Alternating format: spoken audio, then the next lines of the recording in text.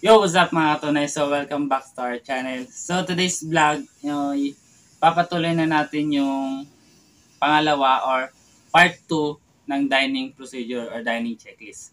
So, meron na ako nakalista dito sa phone yung pagkakasunod-sunod. Yung unang diniscuss natin is opening procedure. Ito is same lang din sa opening procedure pero ito yung mga gagawin. Kumbaga, pagkakasunod-sunod, yung mga dapat gawin, buong duty na, whole duty na like basing, CR, checking, basta yung ganun. So, umpisahan na natin, ito ang tinatawag, opening procedure pa rin naman siya. Pero, may ibang ibang pagkakasunod kumbaga or ibang meaning parang, pero opening procedure pa rin siya. Kasama pa rin to sa dining checklist. So, umpisahan natin sa attending the table. Attending the table. Yan ang number 1 natin. Attending the table. Siyempre, as a dining crew, siyempre kailangan mong maintain yung mga table na availability, malinis. Yun. Yun ang number 1. Number 2, mabilisan lang to. Ano lang to eh. 10. 10 lang to.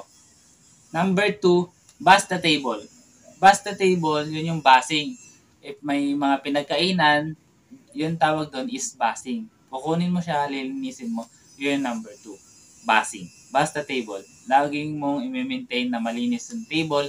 Lahat ng bakanting table or pagtayo ni customer, may standard count doon. After nun, tsaka may basing. Dapat check mo din kung may mga pagkain pa.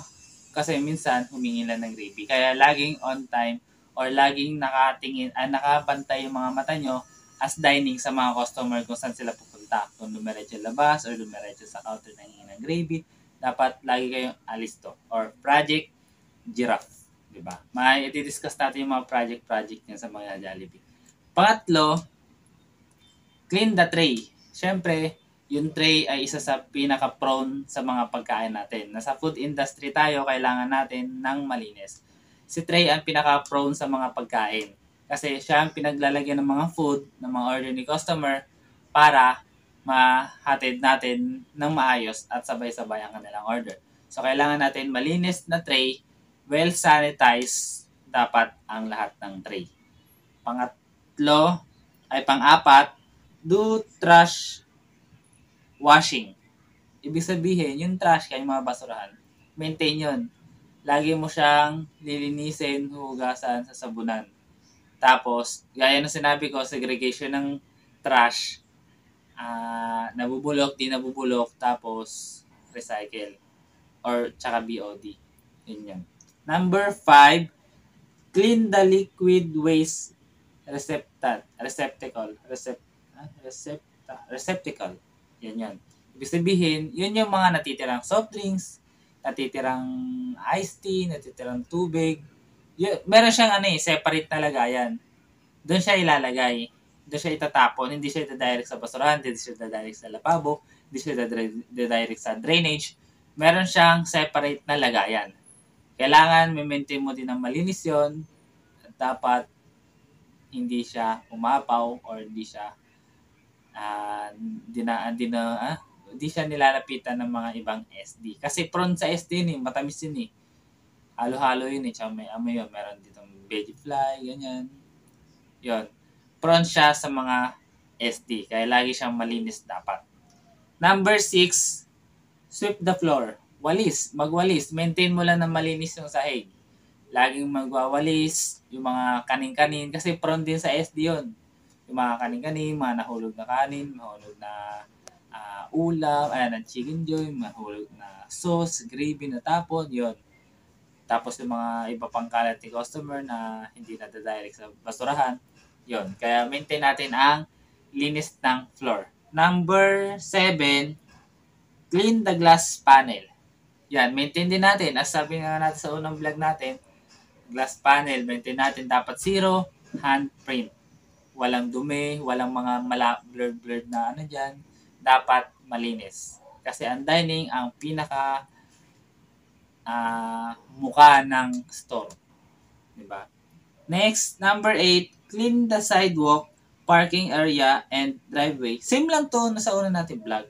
Same lang din. May maintain mo lang. Bali pagkakasunod-sunod na, nasa sayo na lang yung kung paano nyo didiskartehan ng malinis at maayos at mabilis. Nasa inyo na lang yun.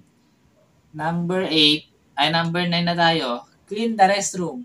Yun, sabi ko nga, maintain the cleanliness ng restroom kasi hindi pa umorder si customer, yan yung unang-unang pupuntahan. Kahit hindi siya umorder, restroom talaga ang laging hinahanap. Guys, sabayan natin. Pag may bisita tayo, unang hinahanap nila, saan yung CR? Diba? Kasi ang CR, para ang CR yung magiging welcoming natin sa kanila. CR. Kasi CR is life sila. Diba? May mga customer na galing pang biyahe, syempre, naiihi or na-jibs, diba?